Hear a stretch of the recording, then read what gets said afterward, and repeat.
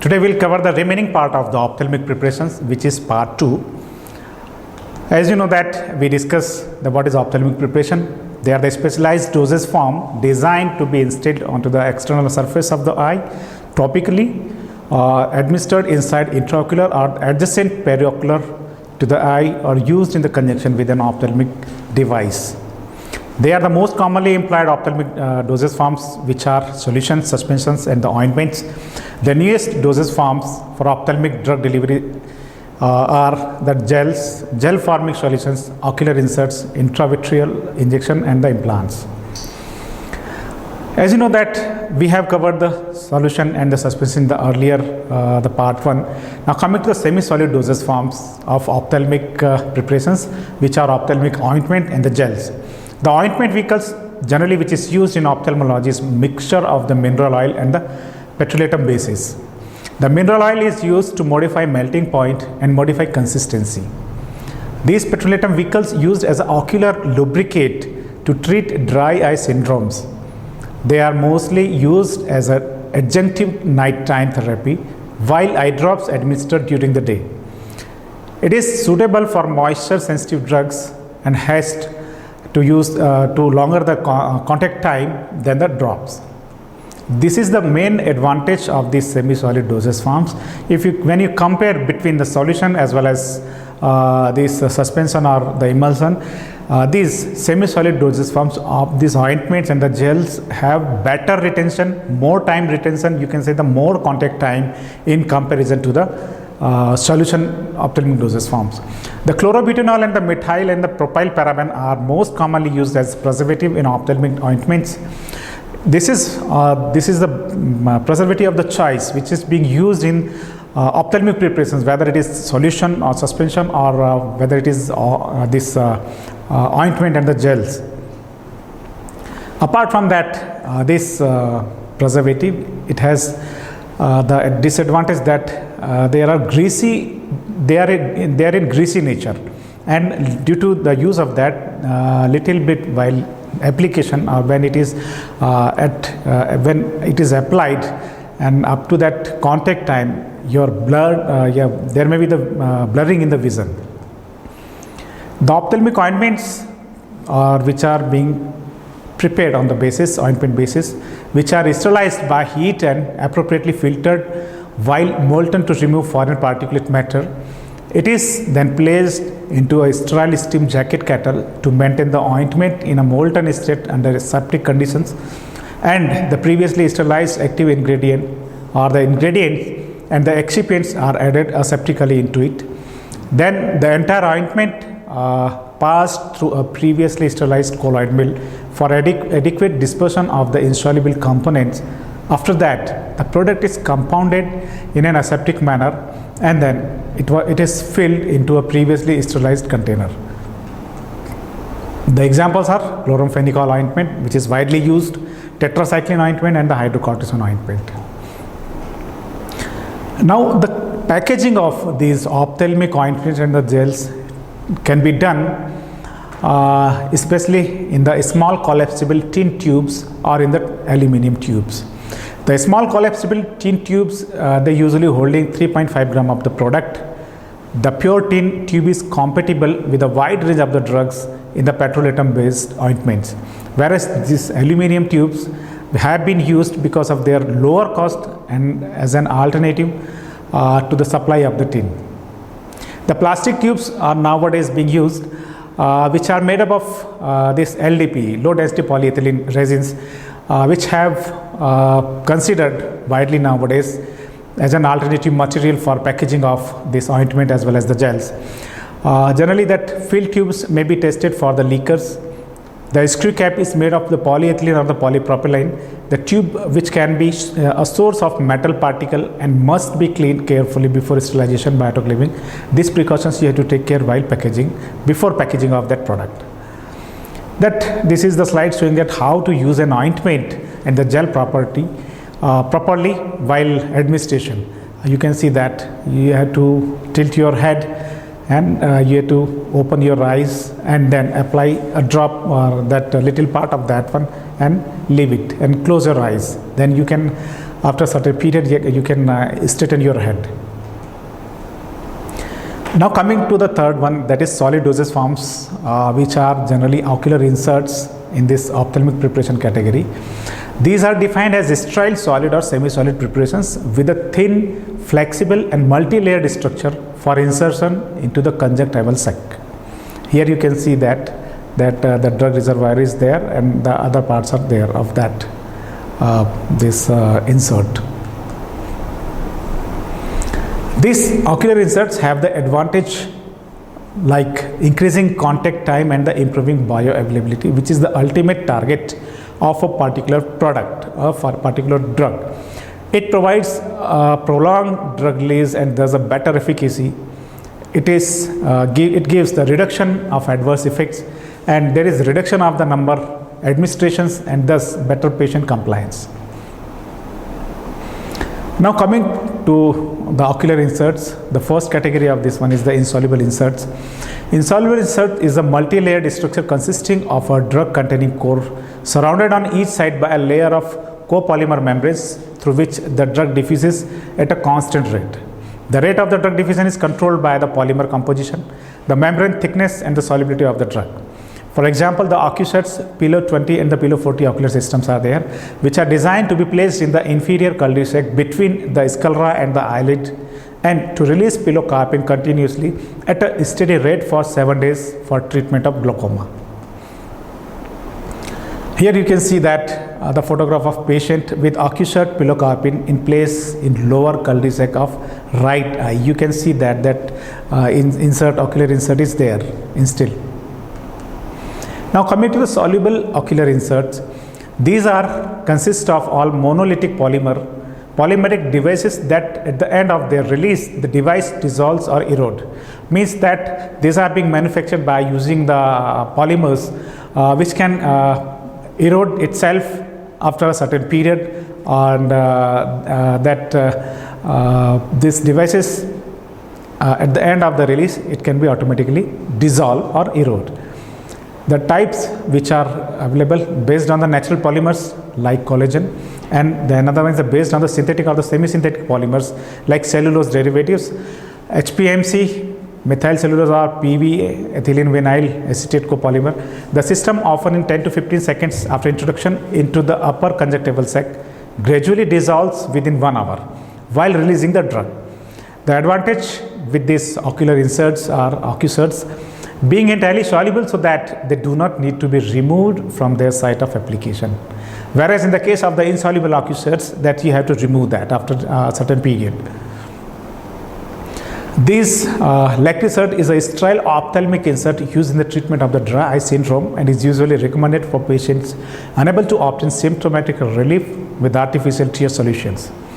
The insert is composed of 5 mg of hydroxypropyl cellulose in a rod shape from about 1.27 mm diameter by about 3.5 mm long. The intraocular dosage forms, they are ophthalmic products which introduced into the interior structures of the eye primarily during ocular surgery. The requirements for the intraocular dosage forms are they must be sterile and the pyrogen free. The strict control of the particulate matter and it should be compatible with the sensitive internal tissues, and it is the packaged as the preservative free single doses. Means it is a unit dose form, you can say. This next one is the intraocular dosage forms. Under this category the irrigating solutions are there. These solutions is a balanced salt solution which was developed for the hydration and clarity of the cornea during surgery. It contains the 5 essential ions: sodium, potassium, calcium, magnesium and the chloride. It also contains citrate, acetate ions, and the potential source, it is a potential source of bicarbonate. It is formulated to be isoosmotic with aqueous humor and has a neutral to slightly alkaline physiological pH. They must be non-pyrogenic, therefore requiring sterile water for injection as the vehicle. The next one is the intraocular injection.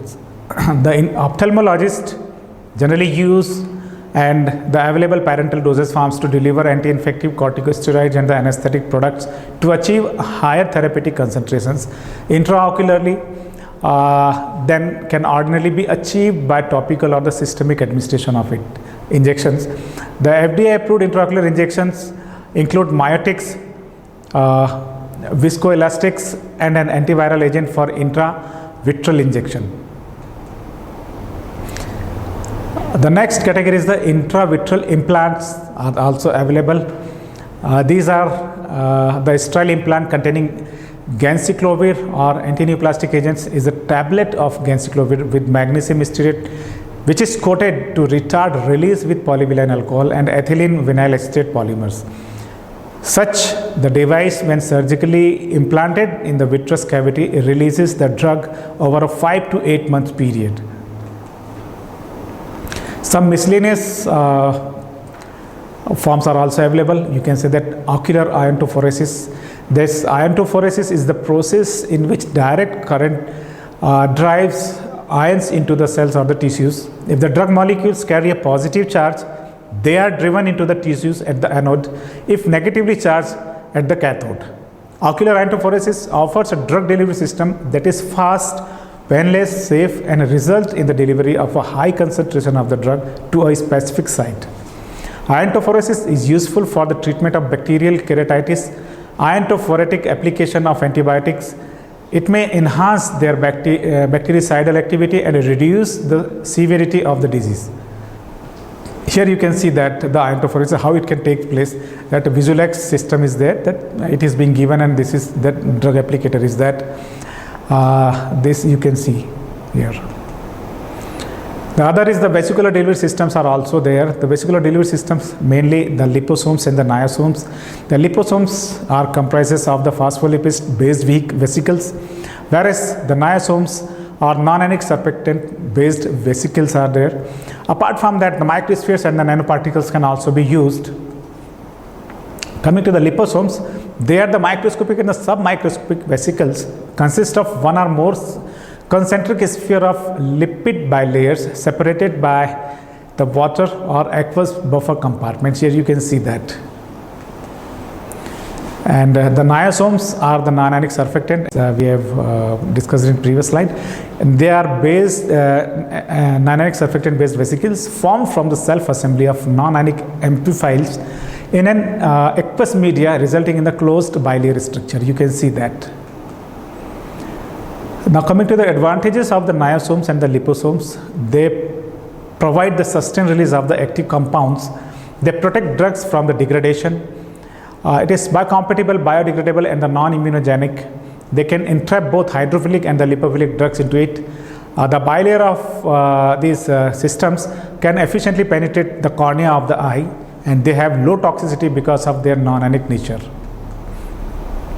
Apart from that, contact lenses are also there, and the care solutions are also there.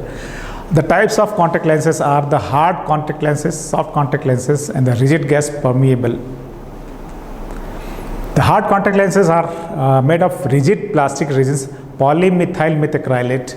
It is impermeable to oxygen and the moisture. Whereas the soft contact lenses made up of the hydrophilic transparent plastic hydroxy ethyl methacrylate, which contains 30 to 80% of water, so are permeable to the oxygen.